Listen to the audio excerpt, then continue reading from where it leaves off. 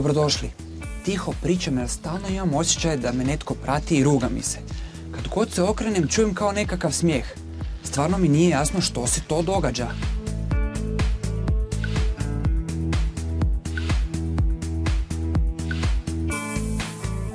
Marija, jesu li ovo ptice rugalice, zašto ih uopće tako zovemo? Pa zapravo se ne rugaju. Zovu ih tako zato što se one znaju glasat nešto kao smijeh. Nešto kao kod hijene, recimo, kad se hijena glasa pa ono izgleda kao da se smije.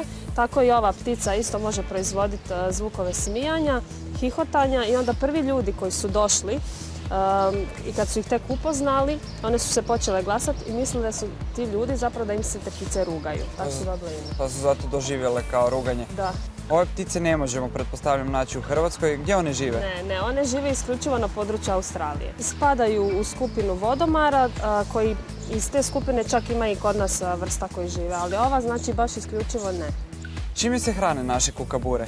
Raznolika im je prehrana, mogu jesti žabe, ribe, zmije, manje ptice, kukce, mogu jesti čak i beskralježnjake, sjemenke, voće, ovisno kakvim što odgovara taj dan.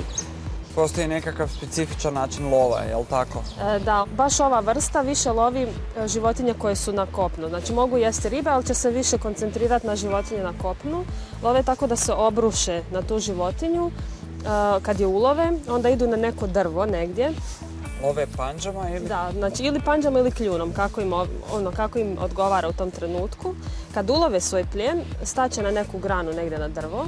I sad malo je brutalan način na koji one jedu svoj plijen, ali one zapravo prime plijen s kljunom i onda ga tuku od drvo kako bi omekšali meso da im bude lakše za pojest. Nešto kao naše mame kad prave šnicle pa malo istuku meso.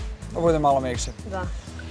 Reci mi, evo vidim da tu imamo par kukabura. Žive li oni u parovima? To su mužjak i ženka, pretpostavljam. Da, žive u parovima i zapravo su monogamne ptice, a to znači da do kraja svog života ostaju s tim partnerom. Znači, nakon što ugine partner, onda eventualno mogu pronaći novog. Ali tokom svog života su njih dvoje zajedno uvijek.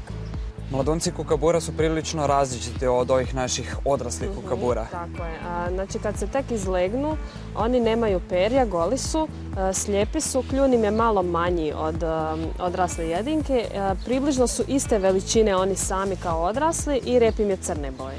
Marija, ja sam opet napravio svoje malo istraživanje i saznao sam da se kukabure uopće ne plaše ljudi, čak dapače znaju im ukrasti meso sa roštilja. Nemoj zezati.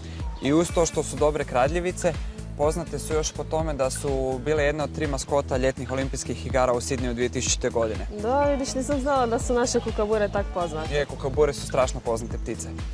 Marija, puno ti hvala. Nema na čemu i drugi Vidimo put. se. Bok. Bok.